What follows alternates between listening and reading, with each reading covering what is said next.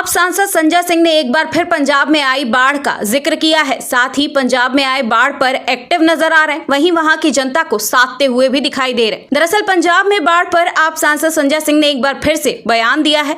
उन्होंने कहा कि यहां यानी कि पंजाब पर लगभग 40 से 42 गाँव ऐसे हैं जो बाढ़ से पूरी तरह से प्रभावित हैं। वहीं उन्होंने कहा कि बड़े पैमाने पर नुकसान हुआ है। जब कोई आपदा आती है तो आपसी सहयोग से ही उससे निपटा जा सकता है। इसके साथ ही उन्होंने कहा कि वर्षों के बाद ऐसी बाढ़ की स्थिति पंजाब में देखने को मिली है। बड़े दुख की बात है कि जिस राज्य में 40 से ज्यादा लोगों की मौत हो गई है, बाढ़ से त्राही त्राही मची हुई है, वहीं कृषि मंत्री यहां आते हैं, फोटो खिंचवाते हैं और कहते हैं कि हम यहां की रिपोर्ट देंगे।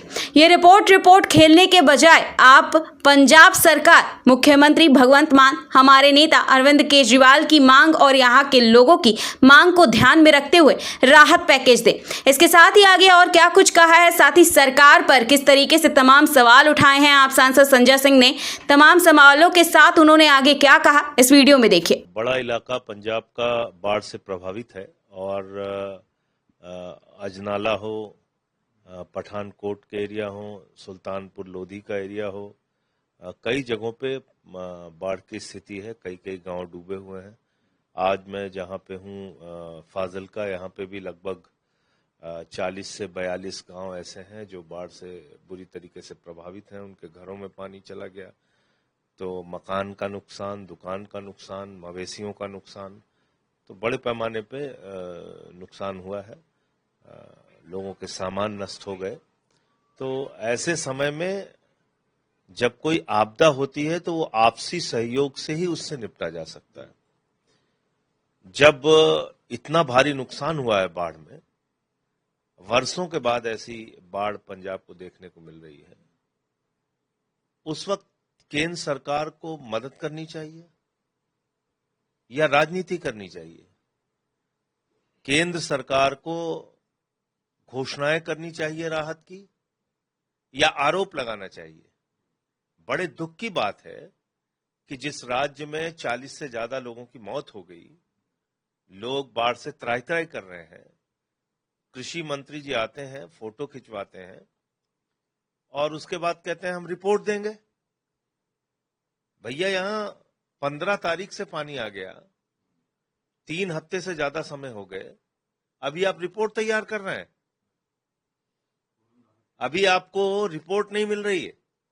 सोशल मीडिया के जमाने में, डिजिटल युग में, टीवी चैनल्स में, जहां हर जगह ये खबर दिखाई जा रही है कि भाई पंजाब कैसे पानी में डूबा है, तो आप ऐसे वक्त में कह रहे हैं कि हम रिपोर्ट देंगे अभी तैयार करके।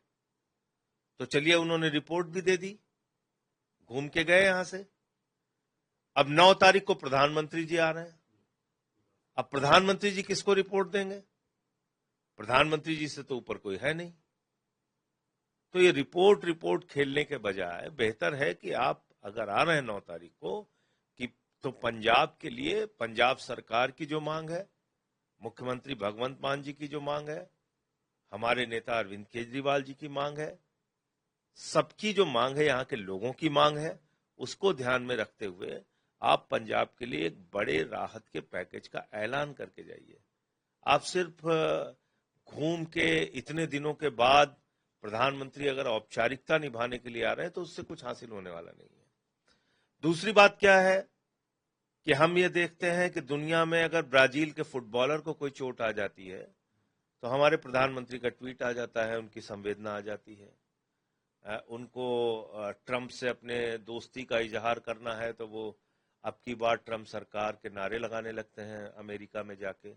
और पंजाब में इतनी बड़ी त्रासदी हो गई, प्रधानमंत्री चुप है, उनके मुंह से एक शब्द नहीं निकला दुख के, संवेदना के, राहत के, एक शब्द नहीं निकला। आप अफगानिस्तान को राहत की सामग्री भेज रहे हैं, भेजिए। हिंदुस्तान को वहां आपको नहीं समझ में आ रहा है कुछ।